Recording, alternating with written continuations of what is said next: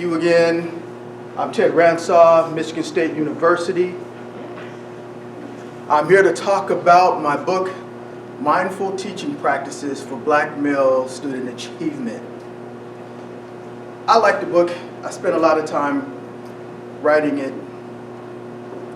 Mindful Teaching Practices for Black Male Student Achievement is a culmination of my experiences since I've been here in Michigan State. So how I got here, really briefly, I got my PhD in University, Nevada, Las Vegas. While I was there, I was getting my PhD in the College of Education. I was also what they called support faculty or adjunct faculty in African American Studies. So, as part of my PhD program, I taught classes in the College of Ed, and so for a few extra dollars, I was also in African and African American Studies. In my African and African American Studies class that I taught, I noticed that there were a lot of black males that didn't feel comfortable expressing themselves in class, and I was thinking, well, they probably may not want to say anything that may hamper their dating in the classroom, so they moderated a lot of things that they were saying. So I thought, there may be a need for space for black males to express themselves, so I created an African American masculinity class. In that particular class, I had a gentleman named Dr. Green come in. Dr. Green is an older gentleman, and the reason why he's older is really important because Dr. Green, I wanted my students to see an African American male who had gone to college, gotten a PhD, became a dean of a college of education, and then he became a college president, right? And I think that's impressive to see for young black males to see a trajectory of someone's career path. And he brought his wife, so then they got to see how they've been married for 30, 40 years, and all of that story, right?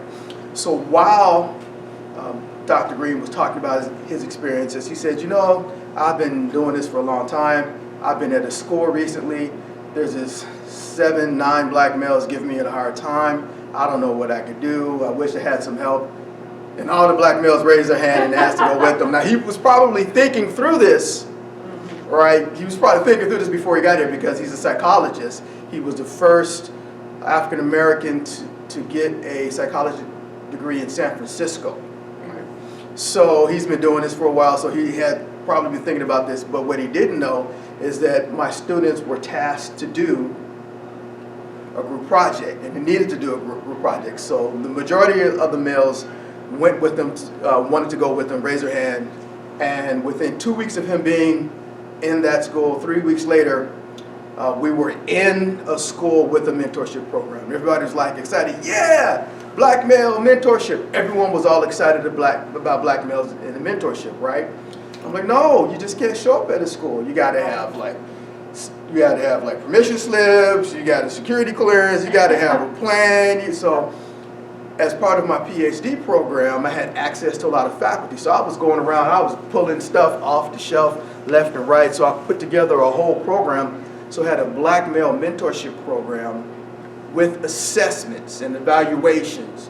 And very few mentorship programs actually have measurements. Right? But I had measurements, but I got lucky because I could pull from African and African American Studies, but I could also pull from the College of Ed. So very quickly and very rapidly. So within 3.5, 4 years, for about 5 years, we had a mentorship program. And at one point, we had 4 mentorship programs in 3 different at-risk schools. Starting from that 2 weeks, and eventually, we wound up having a whole full-blown mentorship program. So when I graduated with my PhD, I needed a job. There was an initiative in Michigan for black males. As there were monies and funding to support black males in K-12 education, they needed someone to do outreach, and that's how I got here. So that's a long trajectory, so that's very interesting, but so what? Well, also when I got here, I got hired to be the Achievement Gap Specialist for males of color. And I've been doing that job for 10 years as of 3 weeks ago. So I started out as the Black Male Achievement Gap Specialist, and I was a Black male, Latino male specialist, and then they just made me the males of color specialist. Now I'm a diversity, inclusion, and equity person, but I also do literacy, which was my main content area when I was getting my PhD. So that's kind of how I got here. So the reason why I was going through that story, that's primarily what I've been doing since I've been here in Michigan. But during COVID, when things were a little bit slow, I wound up getting a cognitive behavioral therapist practitioner certificate. Wow. Right? So what does that mean? It doesn't mean anything, it's a bunch of letters. But what that means, CBT, the short version, is psychology in a hurry. So the whole point behind CBT is if someone comes and they're working through something, you need to give them, or you're helping them think through automatic steps so they can achieve something. So very briefly, for example, if you're afraid of elevators, then okay, why are you afraid of elevators? What's your background? We skip that in CBT. Say, okay, you're afraid of elevators. Okay, let's try this. Is there a building somewhere that you know where there is an elevator? You say, yes. I said, well, just circle around it 3 times. A couple of days later, circle around it 1 time. A couple of days later, you get out the car and walk in the parking lot. A couple of days later, you open the door, you look at the elevator, shut the door, and you come back. A couple of days later, you walk in the lobby, you look around, sit, watch the doors open and close, get up and leave. A couple of days later, you walk all the way to the elevator, you watch the doors open, you look inside, you come back. A couple of days later, you touch the button, it opens, you practice touching the button. A couple of days later, the door is open, you put your foot in, but you don't get in. A couple of days later, you stand in there, and you go up 1 floor, down 1 floor. It's a series of steps, but why am I going through that? Because CBT is all about getting things done in a hurry, and not meaning to say the other type of psychology isn't as valuable. This is something that it's planned out specific stages so you can have a solution in a hurry. So in a hurry is my phrasing. So that's what CBT is. So I got that certificate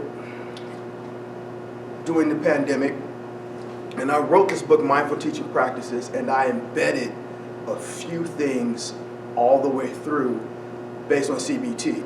I'm also what's called a coach, right? So I'm what they call an educational coach. I'm a certified educational coach, and it has a lot of CBT. So I took all of the things that I've had with my PhD, but my CBT has been almost a more useful degree because now I know how to apply things and to help folks get through things, especially if you're a teacher and you're trying to make stronger connections with black males.